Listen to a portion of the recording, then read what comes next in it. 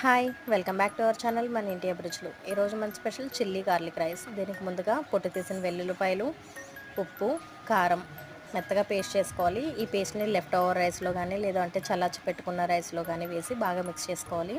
ఇప్పుడు ఒక మూకెట్లో oil heat చేసి జీలకర్ర, వెల్లుల్లిపాయలు, ఎండుమిరపకాయలు, సన్నగా కట్ చేసుకున్న పచ్చిమిరపకాయ ముక్కలు, ఉల్లిపాయలు వేసి ఒక 50% ఫ్రై చేసుకోవాలి.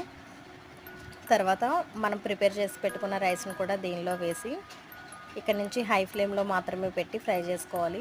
హై ఫ్లేమ్లో మాత్రమే పెట్టడం వల్ల రైస్ బాగా ఫ్రై అవుతుంది.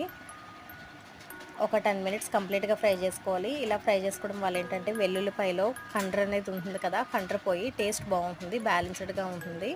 మీరు సాల్ట్ అది మీకు సరిపోలేదు అంటే ఇప్పుడు అడ్జస్ట్ చేసుకోవచ్చు. ఇది ఇలా టేస్ట్ అయితే మాత్రం చాలా బాగుంటుంది ఆనియన్స్తో సర్వ్ చేసుకుంటే. Thanks for watching.